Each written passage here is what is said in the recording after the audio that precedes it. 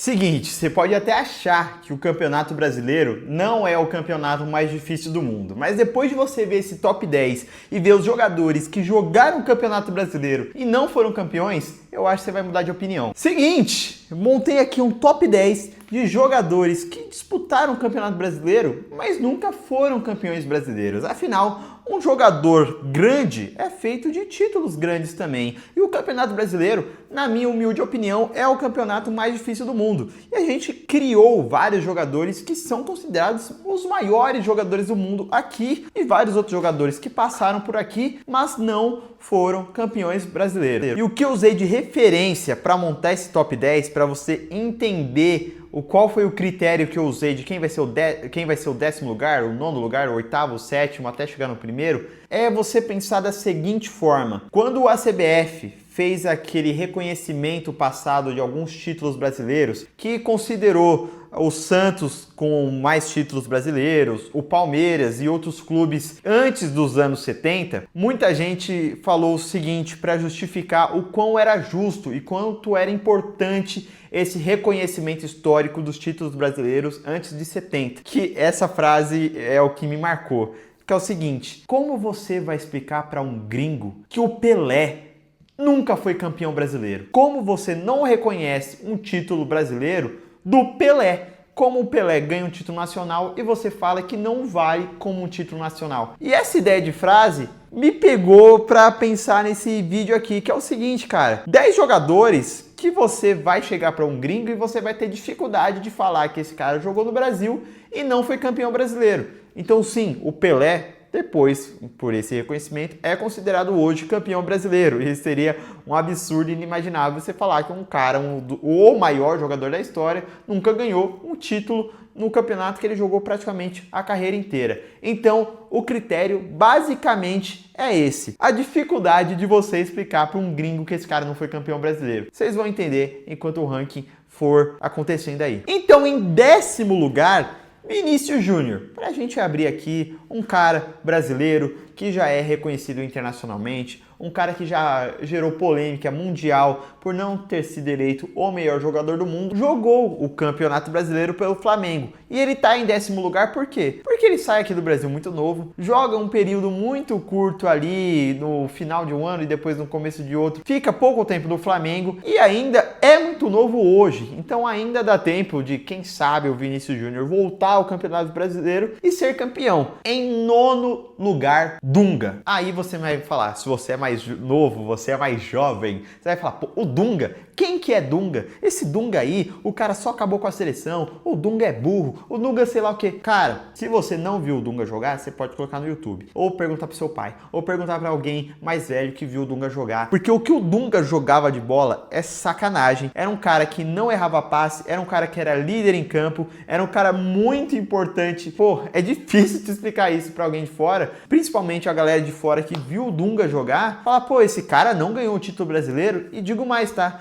Era um cara que era muito importante para a seleção, era o capitão da seleção, foi campeão do mundo, é o cara que levanta a taça, então o mundo para ver aquele jogador. Ele é tão importante para a história do futebol brasileiro que ele chega para ser técnico da seleção sem nunca ter sido técnico de nenhum outro time anteriormente. Então, o poder, olha o nome desse cara, olha o quanto ele é relevante para a história do futebol. E o que levou o Dunga a ser técnico foi o que ele tinha de história. O que o Dunga jogou de bola é sacanagem, e jogar praticamente a carreira inteira no Brasil sem ser campeão brasileiro é difícil de explicar, e ele fica em nono lugar. Em oitavo lugar, Thiago Silva. Esse cara que é mais amado pro pessoal de fora do que do próprio brasileiro. Os brasileiros, em média, criticam o Thiago Silva, é chorão, na hora de decidir pipoca, mas o ponto é: um gringo e muitos caras lá de fora que gostam de futebol, principalmente mais recente, consideram o Thiago Silva um dos, se não o melhor zagueiro que ele viu jogar. Tem um cara que é francês, torcedor do Paris Saint-Germain, um torcedor do Milan, um torcedor do Chelsea, conhece a história e a carreira do Thiago Silva lá fora, sabe que o Thiago Silva jogou muita bola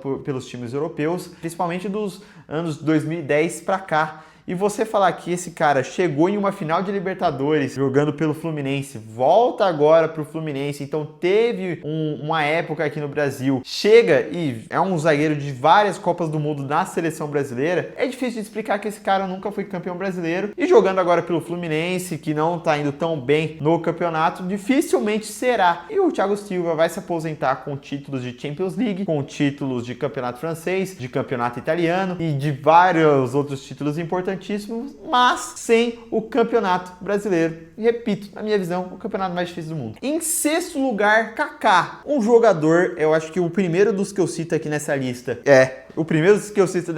que foi eleito melhor jogador do mundo pelo Milan. É um cara super conhecido internacionalmente. Joga, assim, né, faz parte daquele elenco de 2002, fica naquela coisa se vai entrar ou não vai entrar na final da Copa. Mas o Kaká, um cara super conhecido que jogou um tempo aqui no São Paulo, sai ainda muito novo, mas volta já um pouco mais pro final da carreira para jogar no São Paulo novamente. Joga bem, mas é inegável que o que ele faz pela Europa é bem maior do que ele faz aqui em solo nacional. Mas o pessoal de fora sabe que ele jogou um tempo no Campeonato Brasileiro. É um cara que foi eleito o melhor do mundo. Aquele cara que foi eleito o melhor do mundo contra Messi e Cristiano Ronaldo antes da era Messi e Cristiano Ronaldo, deixando ali o Messi em segundo, o Cristiano em terceiro. Esse cara não foi campeão brasileiro. Ganhou tudo na Europa, ganhou Champions League, ganhou o Campeonato Italiano, aí vai para Real Madrid e faz parte de times espetaculares e tudo mais, mas o Kaká não foi campeão brasileiro. Em quinto lugar, um cara que é considerado o ídolo máximo do Maradona. Um cara que é campeão do mundo na Copa de 70, sendo um jogador que jogava ao lado de Pelé, Tostão, Jairzinho, Gerson e cara histórico no futebol brasileiro. Um cara que é considerado um dos maiores ídolos do Corinthians, mas não tem título de campeonato brasileiro.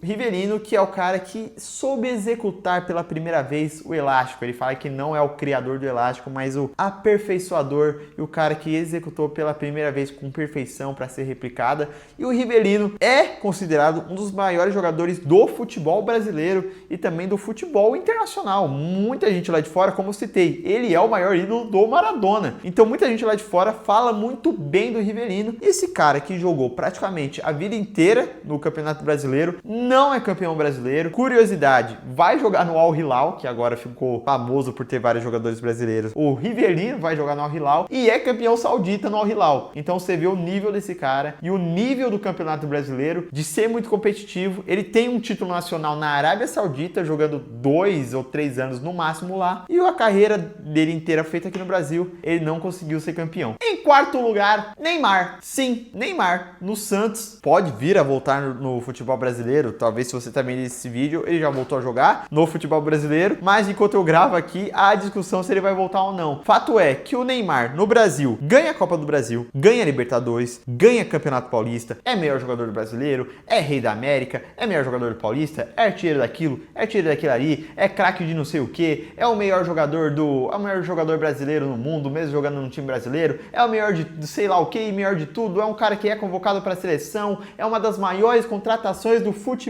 internacional, só que não vence o Campeonato Brasileiro. Neymar sai do futebol nacional sem vencer o principal título nacional. Aí, agora, parando pra pensar, eu já achava o Campeonato Brasileiro mais difícil que a Libertadores. Inegavelmente é mais difícil que a Copa do Brasil, é mais difícil que um campeonato estadual, mas pelos caras que eu citei na lista, talvez seja até mais difícil do que a Champions League, pô. Sacanagem, quantos jogadores a gente tem campeão da Champions League e quantos jogadores a gente tem campeão brasileiro? Dá pra fazer aí um equilíbrio e ver qual tem mais e qual tem menos. É muito difícil ver um cara campeão brasileiro e você chegar para um gringo, que o que acontecia, né, quando o Neymar chega em Barcelona, tem a brincadeira, pô, como esse cara ficou tanto tempo no futebol brasileiro e nenhum time europeu conseguiu trazer ele antes. É surpreendente, mais surpreendente ainda é como esse cara ficou tanto tempo no futebol brasileiro e teve toda essa relevância sem ser campeão brasileiro. E foi o que aconteceu com o Neymar, que é o maior jogador num recorte recente do futebol nacional